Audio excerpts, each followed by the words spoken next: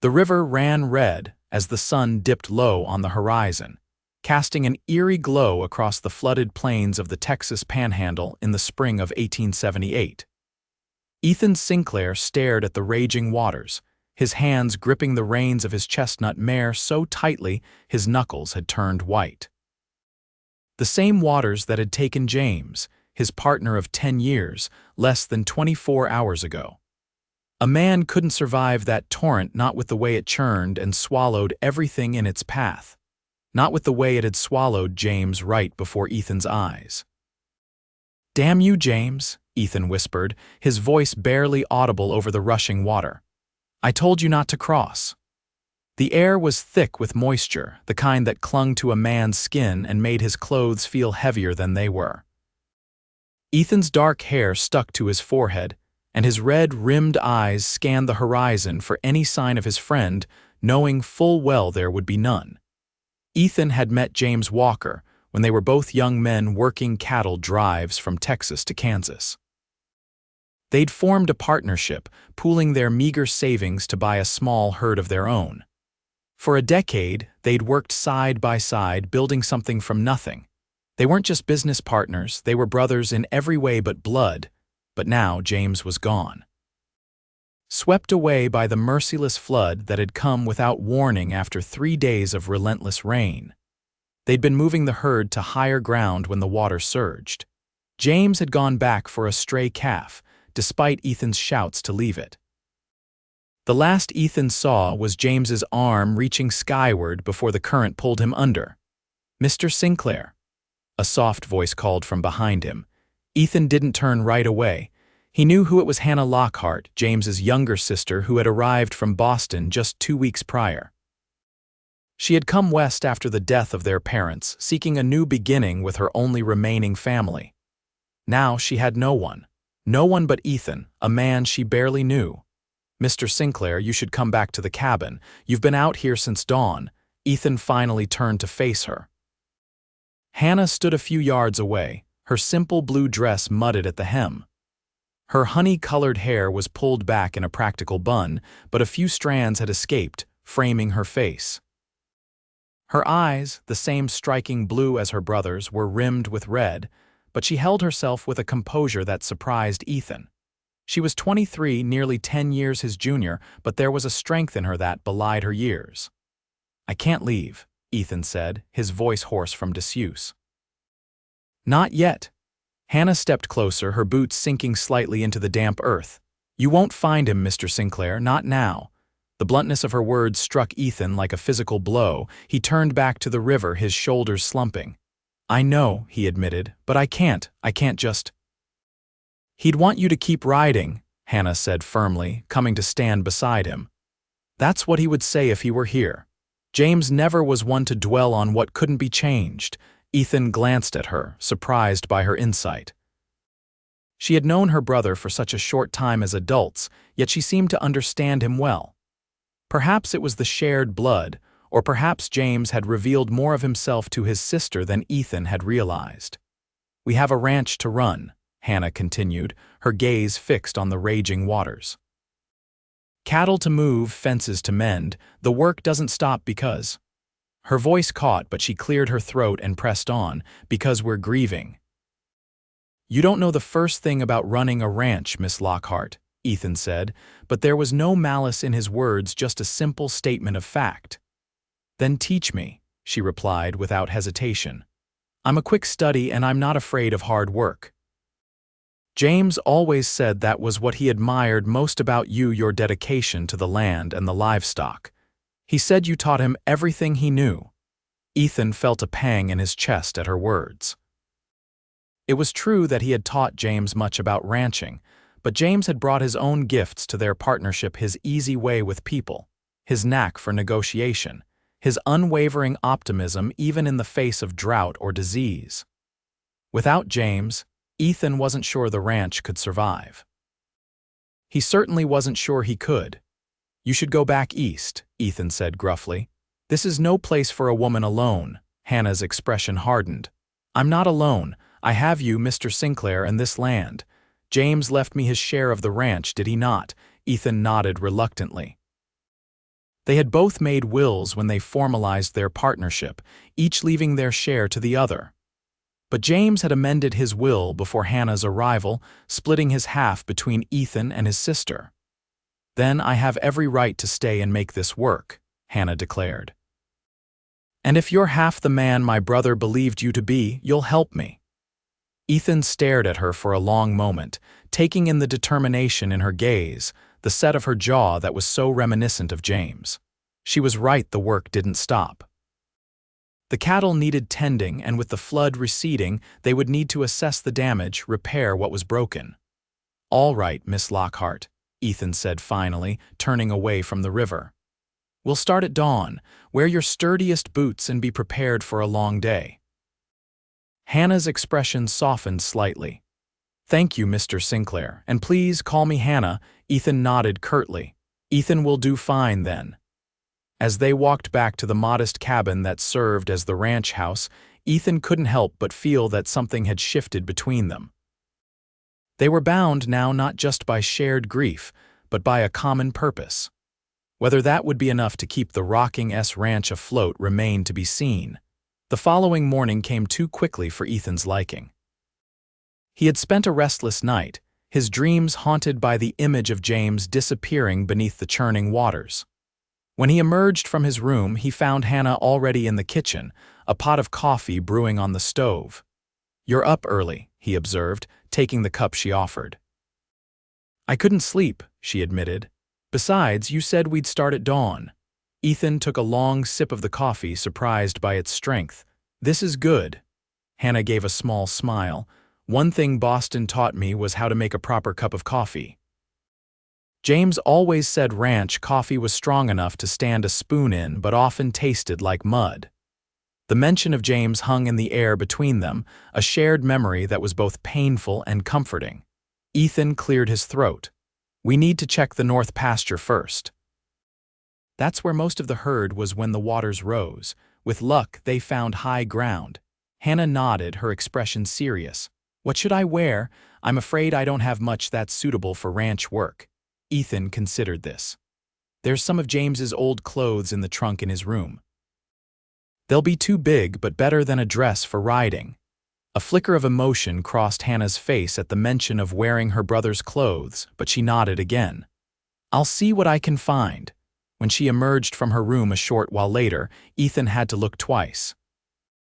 She had found a pair of James's old trousers and rolled them at the waist and ankles. A faded blue shirt was tucked in, and she'd cinched it all with a leather belt. Her hair was braided and pinned up, and she wore a battered hat that had belonged to James when he first arrived at the ranch. "Will this do?" she asked, a hint of uncertainty in her voice. Ethan nodded, not trusting himself to speak.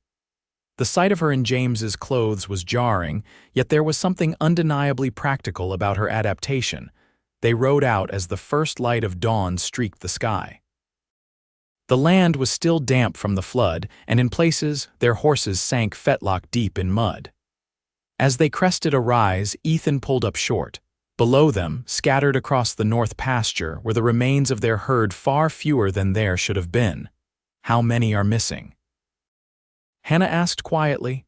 "At least half," Ethan replied grimly. "We had nearly 200 head before the flood. I'm counting less than 100 now." Hannah's face fell. "Can we recover from this?" Ethan didn't answer immediately.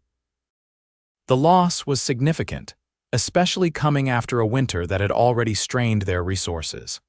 But looking at the cattle that remained, healthy Herefords that represented years of careful breeding, he felt a stubborn determination take root.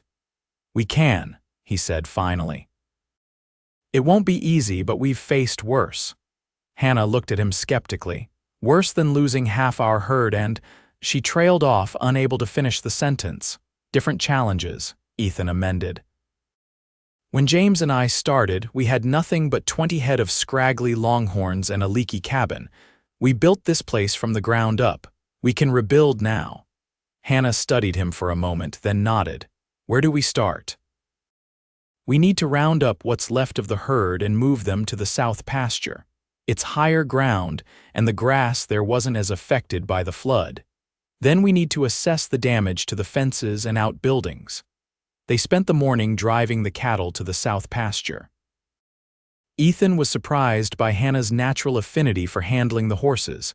When he commented on it, she smiled. "I used to ride in Boston," she explained. "Not like this, of course, side saddle in the park, very proper, but I always loved it." "You're a natural," Ethan said. James never did get the hang of it quite right. He was always better with people than animals. Hannah's smile turned wistful. "He wrote to me about the ranch, about the life you both built here. It sounded so different from Boston, so free. That's why I came when our parents died. I couldn't bear the thought of being trapped in that life anymore." Ethan glanced at her, seeing her in a new light. "And now, do you still feel that way after everything that's happened?" Hannah gazed out at the land stretching before them, at the cattle grazing peacefully in the distance. "Yes," she said softly. "Despite everything, yes." They worked side by side for the rest of the day, checking fences and rounding up strays. By the time they returned to the cabin, the sun was setting, casting long shadows across the land. They were both exhausted, covered in mud and dust, but there was a sense of accomplishment that hadn't been there before. As Hannah prepared a simple dinner, Ethan found himself watching her move around the kitchen with a growing appreciation. She was different from any woman he had known, not just in her willingness to work alongside him, but in the quiet dignity with which she faced their loss. There was no hysterical weeping, no collapse into grief. Just a steady determination to move forward, to honor James's memory by preserving what he had helped build. "What?" Hannah asked, catching him staring. Ethan shook his head. "Nothing, just, you're not what I expected." Hannah raised an eyebrow. "And what did you expect, Mr. Sinclair?" "A weeping woman who couldn't manage without a man to guide her." "Ethan," he corrected. "And no, that's not what I meant. I just meant, you're strong like James." Hannah's expression softened. "He was the strong one. I'm just trying to live up to his example." "Well, you're doing a fine job of it," Ethan said gruffly, uncomfortable with the sudden intimacy of the conversation. They ate in companionable silence, both lost in their own thoughts. After dinner, Ethan pulled out a bottle of whiskey and poured 2 glasses, sliding one across the table to Hannah. "To James," he said, raising his glass. Hannah hesitated only briefly before picking up her glass. "To James," she echoed, "and to keeping on riding." The days that followed fell into a rhythm. They rose at dawn, worked the land and the livestock until dusk, then returned to the cabin, too tired to do much more than eat and collapse into bed. But slowly, surely, the ranch began to recover from the flood's devastation. Ethan found himself increasingly impressed by Hannah's resilience and quick learning. She never complained, even when the work was backbreaking or the Texas heat became oppressive. She listened carefully to his instructions, asked intelligent questions, and adapted to ranch life with a determination that reminded him painfully of James.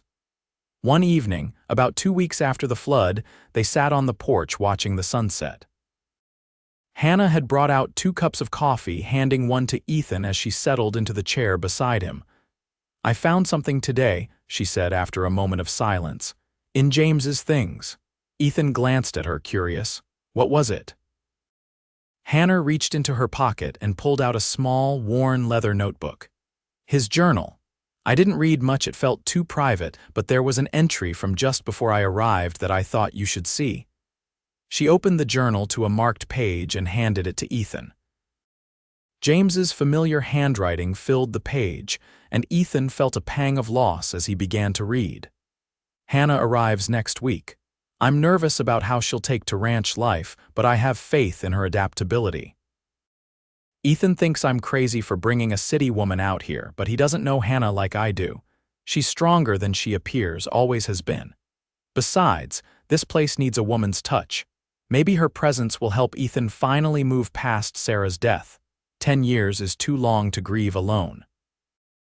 I see the way he isolates himself, throws himself into work rather than facing the pain. Hannah won't let him get away with that. She never was one to let anyone wallow. They're more alike than either of them realizes. Stubborn, proud, but with hearts bigger than they'll admit. It would be something to see them together, building a life on this land we've worked so hard to tame. A man can dream, I suppose." Ethan stared at the words, reading them again to make sure he understood correctly. Sarah had been his fiancée, dead now for a decade from a fever that swept through the area. He had never spoken of her to James, never revealed the depth of his grief or the guilt he felt for being unable to save her. Yet somehow James had known. And apparently he had harbored hopes that Ethan and Hannah might. What? Find comfort in each other, build a life together. The very idea was preposterous. They had nothing in common except their connection to James and their determination to keep the ranch running. "I shouldn't have shown you," Hannah said softly, mistaking his silence for anger. "It was presumptuous of me and of James to write such things." Ethan shook his head, handing the journal back to her. "No, it's fine. James always was a romantic fool." Hannah tucked the journal away, her expression unreadable in the fading light. "He spoke of Sarah sometimes in his letters. He admired the way you persevered after her death." Ethan took a long sip of his coffee, using the moment to gather his thoughts. She was my future. When she died, that future died with her. James helped me find a new purpose in this land. Without him, I might have drunk myself to death in some God-forsaken saloon. Hannah was quiet for a moment. "I was engaged once," she said finally, "to a man my parents approved of. A banker's son, well-educated, from a good family. I broke it off 3 months before the wedding." Ethan looked at her in surprise. "Why?" "Because I realized I didn't love him," Hannah replied simply, "and I couldn't bear the thought of spending my life pretending. My parents were furious. It nearly ruined our family in Boston society, but James understood. He wrote to me that life was too precious to waste on appearances, that true happiness came from following your heart, even when the path was difficult." Ethan nodded slowly. "That sounds like James." They lapsed into silence again, watching as the last rays of sun disappeared below the horizon. For the first time since James's death, Ethan felt a sense of peace. Not happiness, not yet, but a quieting of the storm that had raged within him. "We should head in," he said finally, standing and extending a hand to help Hannah up. "Dawn comes early." Hannah took his hand, and for a brief moment their fingers remained intertwined. There was something in her gaze that Ethan couldn't quite decipher, a question, perhaps, or a challenge. Then she released his hand and turned toward the door. "Good night, Ethan," she said softly. "Good night, Hannah," he replied, watching as she disappeared into the cabin. Ethan remained on the porch a moment longer, looking up at the stars that were beginning to appear in the darkening sky. James's words echoed in his mind. They're more alike than either of them realizes. Stubborn, proud, but with hearts bigger than they'll admit. For the first time in years, Ethan allowed himself to consider a future different from the one he had resigned himself to, a future of solitary work and quiet grief. He wasn't ready yet, not by a long shot. But perhaps, someday, he might be.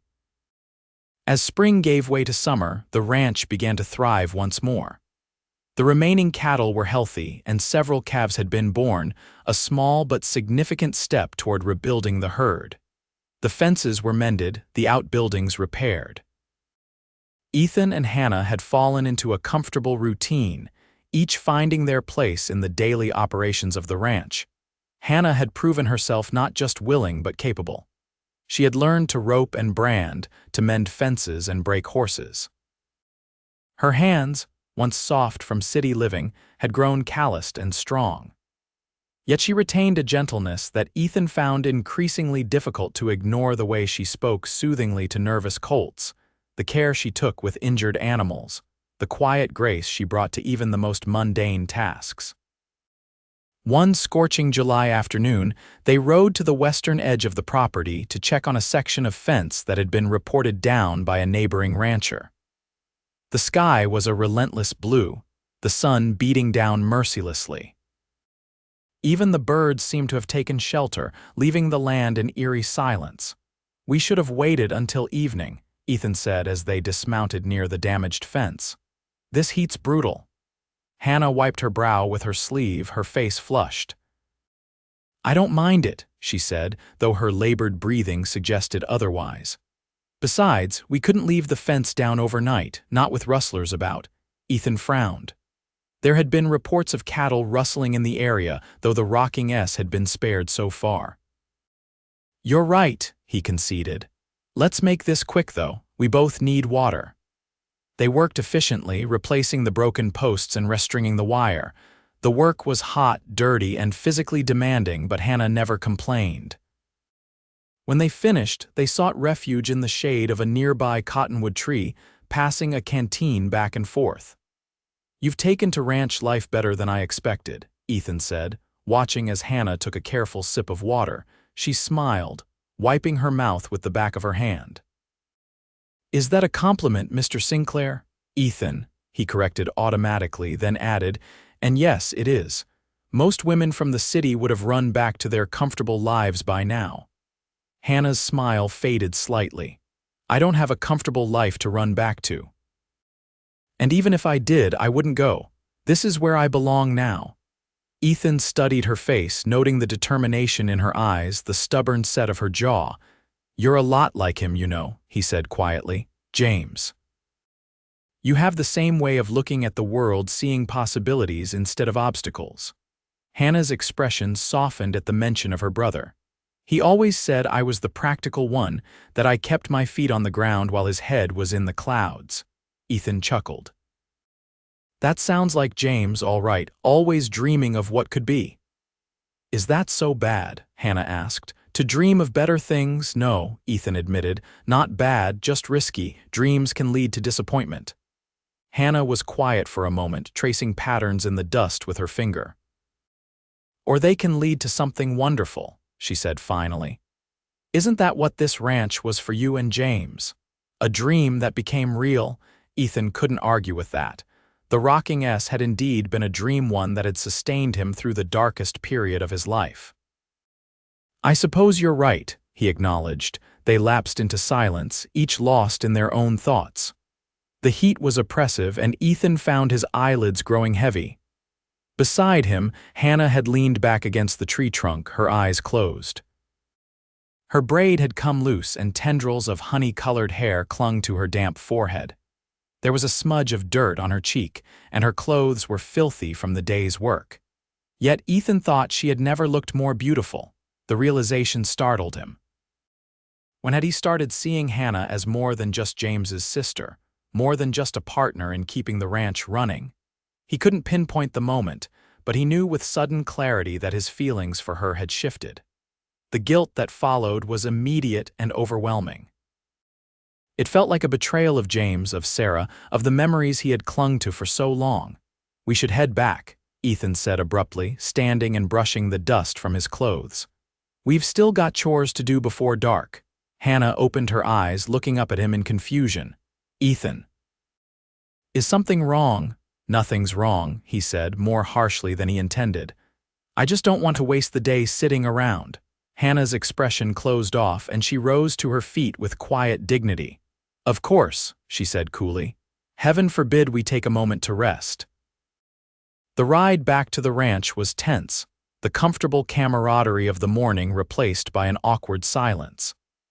Ethan knew he was being unfair, that his sudden shift in mood had nothing to do with Hannah and everything to do with his own conflicted feelings. But he couldn't bring himself to explain, couldn't find the words to describe the turmoil within him. When they reached the ranch, Hannah dismounted without a word and led her horse to the stable. Ethan watched her go, feeling a deep sense of regret for his behavior. He knew he should apologize, but the words stuck in his throat. Instead, he turned his attention to the evening chores, losing himself in the familiar routine of feeding animals and checking water troughs. Later, as the sun began to set, he found Hannah sitting on the porch, a cup of coffee in her hands. She didn't look up when he approached, but she shifted slightly, making room for him on the step. Ethan sat beside her, close enough to feel the warmth of her body but not touching. I'm sorry, he said simply, for earlier I was out of line. Hannah took a sip of her coffee before responding. Yes, you were, she agreed, but I accept your apology. They sat in silence for a few moments, watching as the sky turned from blue to pink to a deep, rich purple. "I keep expecting him to walk up that path," Hannah said finally, her voice soft with grief. "To come striding in with that ridiculous grin on his face, full of stories about whatever trouble he'd gotten into. Even after all these weeks, I can't quite believe he's gone." Ethan nodded, understanding exactly what she meant. "I feel the same," he admitted. "Sometimes I'll turn to say something to him and then remember." Hannah reached out and placed her hand over his, a gesture of shared grief and mutual comfort. "Does it ever get easier?" she asked. "The loss, I mean. You've experienced it before with Sarah." Ethan considered the question carefully. "Not easier exactly," he said slowly, "but different. The pain changes. It becomes less raw, more like a dull ache that you carry with you. Some days you hardly notice it, and others it hits you all over again." Hannah squeezed his hand gently. "Thank you for being honest, and for everything you've done since James, since the flood. I don't know if I could have managed without you." Ethan turned to look at her, struck by the sincerity in her eyes. "You're stronger than you know, Hannah. You would have managed just fine." A small smile played at the corners of her mouth. "Perhaps, but I'm glad I didn't have to find out." Their gazes held for a long moment, and Ethan felt something shift between them, a deepening of the connection that had been building over the weeks of working side by side. It wasn't love, not yet, but it was a beginning, a possibility. "We should get some rest," Ethan said finally, breaking the spell. "Tomorrow's another day." Hannah nodded, releasing his hand. "Good night, Ethan." "Good night, Hannah," he replied, watching as she rose and went inside. Ethan remained on the porch a while longer, pondering the complexity of his feelings. He had come to care for Hannah in a way he hadn't expected, hadn't planned for. But the timing felt wrong, the circumstances too fraught with grief and obligation. And yet, hadn't James himself hinted at the possibility in his journal? Hadn't he seen something between them that they themselves were only now beginning to recognize? With a sigh, Ethan stood and headed inside. These questions would keep for another day. For now, he needed rest. The ranch wouldn't run itself, and tomorrow would bring its own set of challenges. As summer progressed, the ranch continued to flourish under their joint care. The bond between Ethan and Hannah deepened, though neither spoke openly of the growing attraction between them. There were moments, a lingering glance, a touch that lasted a heartbeat too long, a shared laugh over some small triumph that hinted at feelings beyond friendship. But both seemed content to let those feelings develop naturally, without pressure or expectation. Then, in late August, everything changed. They had ridden to town for supplies, a rare day away from the ranch. The small settlement of Cedar Creek wasn't much a general store. A saloon, a blacksmith, and a handful of other businesses strung along a dusty main street, but it was the closest thing to civilization for miles around. As they loaded their purchases into the wagon, a commotion down the street caught their attention. A group of men had gathered outside the saloon, their voices raised in anger. At the center of the confrontation stood Harold Jenkins, a local rancher known for his volatile temper and dishonest business practices. "What's going on?" Hannah asked, straining to see past the crowd. Ethan frowned, recognizing several of the men as small ranchers from the area. "Trouble," he said grimly. "Jenkins has been trying to buy up land all over the county. Seems like some folks aren't interested in selling." They watched as the argument escalated, Jenkins's face growing redder with each passing moment. Suddenly, he reached for his gun and the crowd scattered as shots rang out. 2 men fell, one clutching his shoulder, the other his leg. Without hesitation, Ethan sprinted toward the scene, shouting for Hannah to stay with the wagon. He reached the injured men just as Jenkins and his cronies mounted their horses and rode out of town, dust billowing in their wake. "Someone fetch the doctor," Ethan called, kneeling beside the wounded ranchers. One he recognized as Frank Miller, whose small spread bordered the eastern edge of the rocking S. The other was younger, barely more than a boy whom Ethan didn't know, Hannah appeared at his side, her face pale but determined.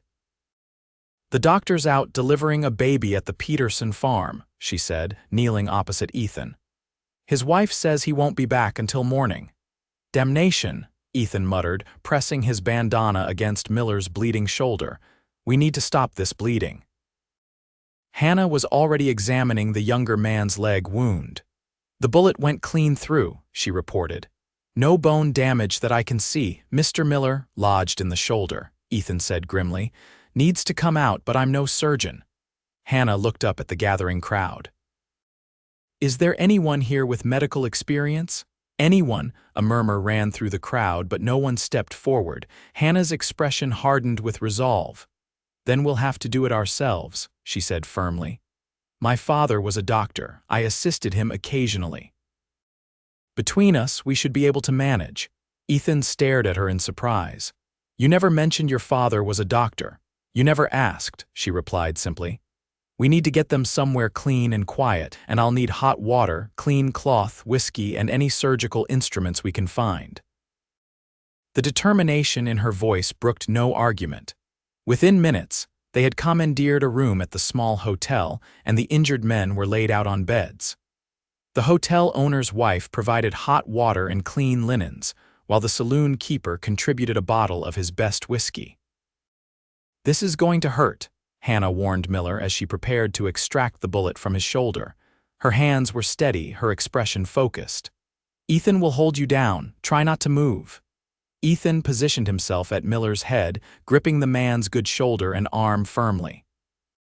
He watched in amazement as Hannah worked, her movements precise and confident. She had tied her hair back and rolled up her sleeves, looking more like a seasoned surgeon than a ranch woman. When the bullet came free with a sickening pop, Miller let out a strangled cry before passing out. Hannah cleaned the wound thoroughly, then stitched it closed with neat, even sutures. She moved on to the younger man, whose leg wound required similar attention, though without the need to extract a bullet. By the time she finished, the sun had set, and the room was lit only by lamplight. Hannah's face was drawn with exhaustion, but there was a quiet pride in her eyes as she washed the blood from her hands. "They should both recover," she said, her voice low to avoid disturbing the sleeping patients, "though they'll need watching for signs of infection." Ethan shook his head in wonder. "You're full of surprises, Hannah Lockhart." A small smile touched her lips. "A woman should maintain some mystery, don't you think?" They arranged for the hotel owner's wife to watch over the injured men for the night, promising to return in the morning. As they walked back to the wagon, Ethan found himself seeing Hannah in a new light. Her competence in the face of crisis, her calm under pressure, these were qualities he had always admired in James, but seeing them in Hannah affected him differently. "Your father must have been a remarkable man," Ethan said as they climbed onto the wagon seat. Hannah's expression grew distant. "He was. Brilliant, dedicated, he believed in science and progress. But he was also cold, demanding. Nothing I did was ever quite good enough." "Yet you learned from him," Ethan observed. "What you did tonight, those men might have died without your help." Hannah shrugged, though Ethan could see she was pleased by the praise. "I did what needed doing, as we all do." The ride back to the ranch was quiet, both of them tired from the day's events. When they arrived, Ethan insisted on unloading the supplies himself, sending Hannah inside to rest. But as he worked, he found his thoughts continually returning to her, to the strength she had shown, the skill, the compassion. When he finally entered the cabin, he found Hannah sitting at the table, a cup of tea cooling before her. She looked up as he entered, and something in her expression made him pause. "Jenkins will be back," she said without preamble. "Men like him don't give up easily." Ethan sighed, sinking into the chair opposite her.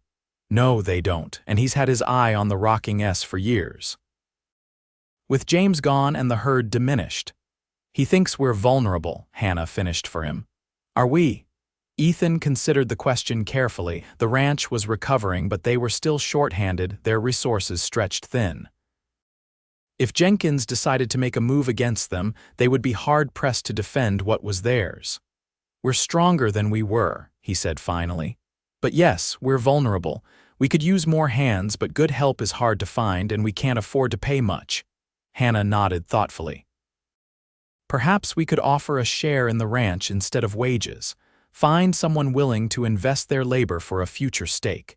It was a good idea, one that showed Hannah's growing understanding of the realities of ranch life. We'll put the word out, Ethan agreed. Meanwhile, we keep our eyes open and our rifles loaded. Hannah reached across the table and took his hand in hers. We'll get through this, Ethan, together. The simple touch, the earnest words, they affected Ethan more deeply than he cared to admit. He found himself holding her gaze, lost in the blue eyes that reminded him so much of James, yet were uniquely Hannah's. Without conscious thought, he leaned forward slightly, and she did the same, their faces drawing closer. The moment was shattered by the sound of hooves approaching the cabin. Ethan jerked back, rising quickly to his feet. "Stay here," he ordered, grabbing his rifle from above the door. Hannah ignored the command, following him onto the porch, her own rifle in hand. Ethan was momentarily taken aback. He hadn't even known she could shoot. But there was no time to question it as a rider emerged from the darkness. To their mutual relief, it was not Jenkins or his men but Frank Miller's son Thomas, a boy of about 16 who occasionally helped out at the Rocking S. "Mr. Sinclair," the boy called, reining in his horse. "Pa sent me. Jenkins and his men are planning to rustle your cattle tonight. They're gathering at Coyote Creek as we speak." Ethan's grip tightened on his rifle. "How many?" "6, maybe 7, Thomas replied. "Pa heard them talking before the shooting. They think you're undermanned and won't be able to stop them." Ethan exchanged a glance with Hannah. They were indeed undermanned, just the two of them against 6 or 7 armed rustlers. "We need to get word to the sheriff," Hannah said. "Sheriff's out of town till tomorrow," Thomas said grimly, "but I can round up some of the neighbors. They're already riled up about what Jenkins did to Pa and young Billy." Ethan nodded. "Do it. Tell them to meet us at Coyote Creek. We'll head there now to keep an eye on Jenkins and his men." As Thomas rode off, Ethan turned to Hannah. "You should stay here." Her expression hardened. "I'm coming with you." "Hannah, this isn't like tending cattle or mending fences. These men are dangerous." "So am I," she replied, checking her rifle with practiced ease. "I grew up in Boston, Ethan, not some sheltered palace. My father believed a woman should know how to defend herself. I can shoot, and I'm a good judge of distance." Ethan wanted to argue, but time was of the essence, and the determined set of Hannah's jaw told him it would be a futile effort. "Stay close to me," he said finally, "and if I tell you to run, you run, no arguments." They saddled their horses quickly and rode toward Coyote Creek, a small tributary that ran through the western edge of the Rocking S property. The night was clear, the moon nearly full, providing enough light to navigate the familiar terrain. They approached cautiously, dismounting a good distance away and proceeding on foot to avoid detection. From a ridge overlooking the creek, they spotted Jenkins and his men. They had already rounded up a small group of cattle and were preparing to move them off Rocking S land. "6 of them," Ethan whispered, counting the shadowy figures below. "Well armed, too." Hannah's face was grim in the moonlight. "What's the plan?" "We wait for reinforcements," Ethan replied. Taking on 6 armed men alone would be suicide, but fate had other plans. As they watched, one of the rustlers happened to glance up toward their hiding place. Whether he saw something suspicious or was simply being cautious, he raised the alarm. "Someone's up there," the man shouted, reaching for his gun. Ethan grabbed Hannah's arm, pulling her back from the ridge. "Run," he commanded. "Get to the horses." But it was too late.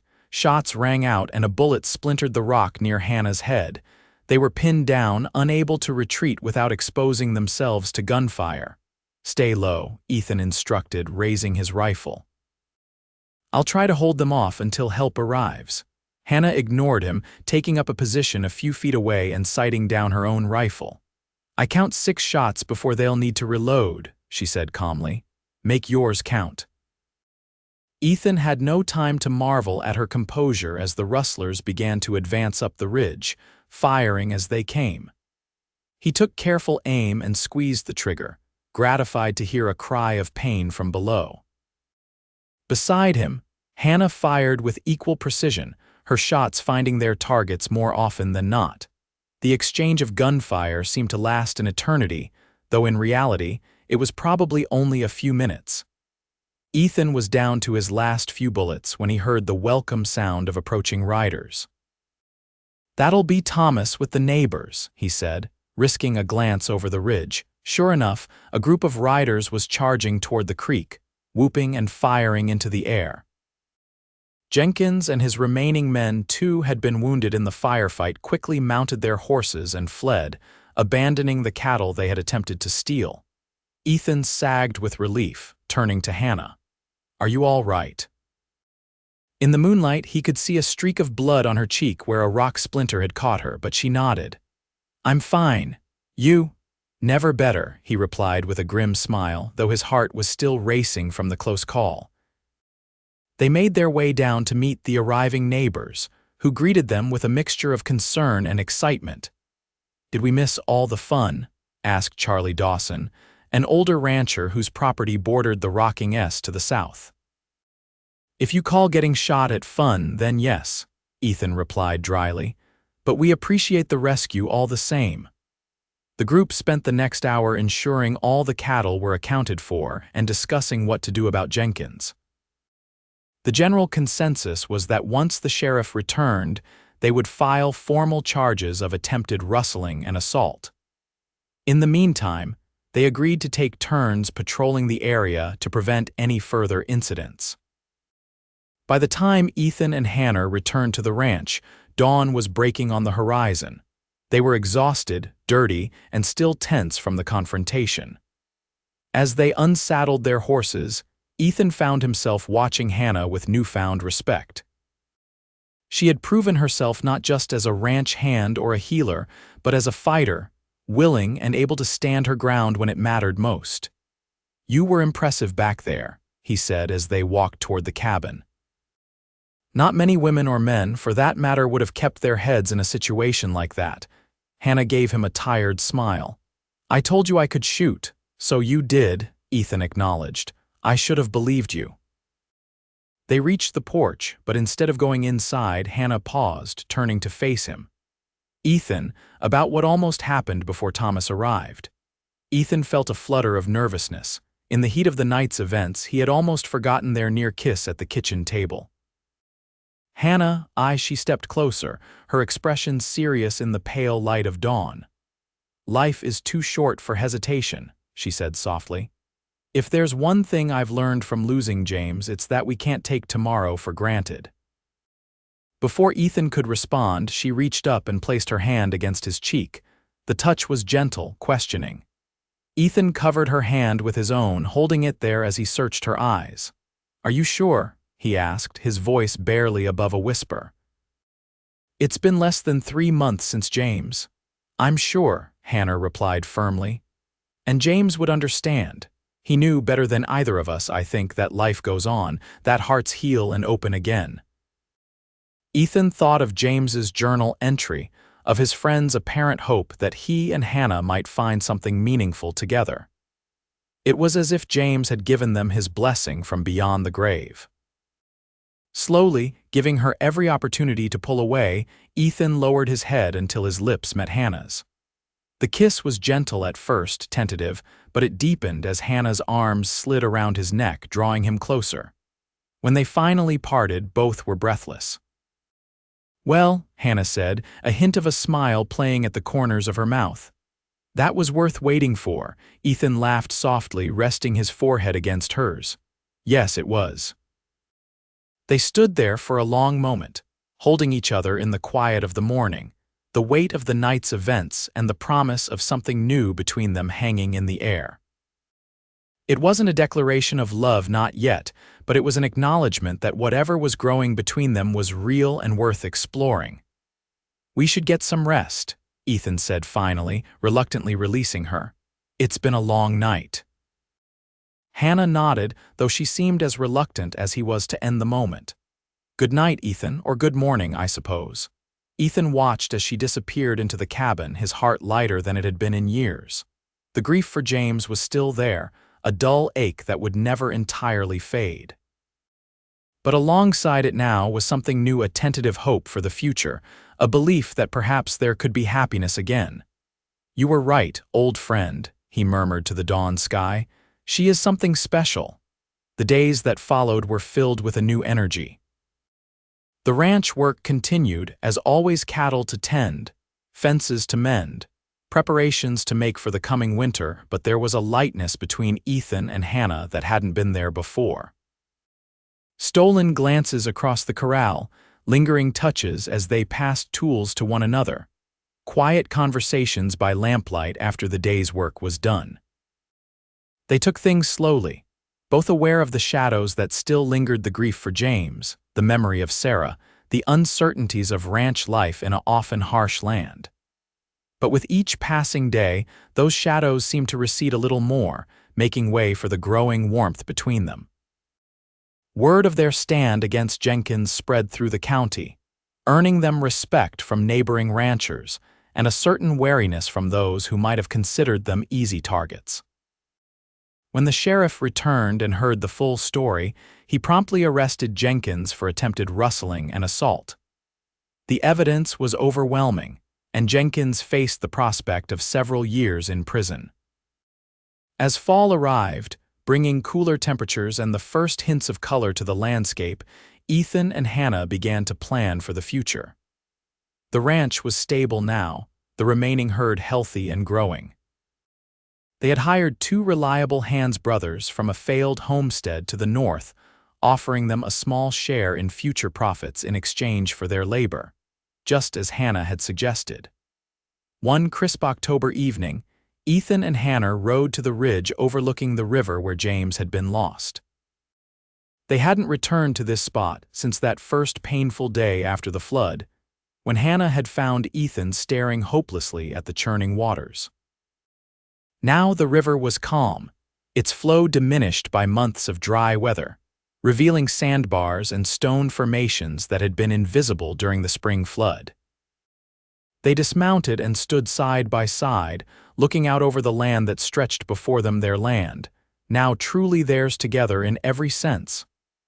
"I think he would be pleased," Hannah said softly, her hand finding Ethan's. "To see what we've accomplished, how we've honored his memory by keeping the ranch going." Ethan squeezed her hand gently. "He would be. James always believed in building something that would last, something bigger than himself." Hannah turned to face him, her expression serious. "Ethan, there's something I've been wanting to ask you." "What is it?" he asked, suddenly nervous at her tone. Do you think we could rename the ranch, not to erase what you and James built, but to honor it in a new way, a way that acknowledges the past while looking to the future?" Ethan considered the request. The Rocking S had been named for him and James Sinclair and Simpson, the 2 estiques that had formed their partnership. It represented a chapter of his life that was now closed. "What did you have in mind?" he asked. "The Rising S," Hannah suggested. "For Sinclair still, but also for survival, for strength, for starting anew after loss." Ethan felt a lump form in his throat at the thoughtfulness of her suggestion. "The Rising S," he repeated, testing the name. "I like it." Hannah's face lit up with a smile. "Really? You don't think it's presumptuous of me to suggest changing the name?" "No," Ethan assured her. "I think it's perfect, a way to honor what was while embracing what will be." They stood in silence for a moment, watching as the sun began its descent toward the horizon, painting the sky in shades of orange and pink. Ethan felt a sense of peace settle over him, a certainty that had been building for months now. "Hannah," he said, turning to face her fully. "There's something I need to say." She looked up at him, her eyes reflecting the golden light of the setting sun. "Yes, I love you," he said simply, the words feeling both momentous and entirely natural. "I think I have for a while now, but I was afraid to admit it, even to myself. Afraid of betraying James's memory, afraid of losing someone I cared for again." Hannah's eyes filled with tears, but her smile was radiant. "I love you too, Ethan, and I don't think loving each other betrays James at all. I think it honors him in a way. He brought us together after all." Ethan nodded, reaching into his pocket. "I've been carrying this around for 2 weeks now, waiting for the right moment." He pulled out a small, worn velvet box. "It was my mother's. I've kept it all these years, hoping someday I'd find someone worthy of it." Hannah's eyes widened as he opened the box, revealing a simple gold band set with a small diamond. "Ethan, I know it's soon," he said quickly. "And if you need more time, I understand, but I want you to know that I'm certain about you, about us, about the life we could build together." Hannah's answer was to throw her arms around his neck, nearly knocking him off balance. "Yes," she whispered against his ear. 1,000 times yes. Ethan held her tightly, his heart fuller than he had ever thought possible. When they finally pulled apart, he slipped the ring onto her finger, then sealed the promise with a kiss that spoke of all they had overcome and all that lay ahead. As they rode back to their ranch in the gathering dusk, Ethan thought about the winding path that had led them here. The loss of Sarah, the years of building the rocking S with James, the devastating flood that had taken his best friend. Each loss had seemed unbearable at the time, each grief a weight too heavy to carry. Yet somehow he had kept riding, just as Hannah had urged him to do on that terrible day by the river. And in doing so, he had found his way not just to survival, but to a new kind of happiness, deeper, perhaps, for having known sorrow, more precious for understanding its fragility. The wedding took place on a clear day in November, a simple ceremony attended by neighbors and friends on the porch of the ranch house. Hannah wore a dress of pale blue silk that she had ordered from a catalog, with wildflowers in her hair. Ethan wore his best shirt and a new vest, his face clean-shaven for the occasion. The minister spoke of new beginnings, of the courage it takes to love after loss, of the strength found in sharing burdens and joys alike. When Ethan and Hannah exchanged their vows, there wasn't a dry eye among the gathered guests. After the ceremony, there was a celebration, food and drink, music and dancing, laughter that echoed across the land as the sun set on the newly christened Rising S Ranch. Through it all, Ethan kept Hannah close, still somewhat amazed that this remarkable woman had chosen to share her life with him. As the evening wound down and the guests began to depart, Ethan and Hannah stood on the porch, waving goodbye to the last of the wagons. "Mrs. Sinclair," Ethan said, trying out the title with a smile. "How does it feel?" Hannah leaned into him, her head resting against his shoulder. "Like coming home," she replied.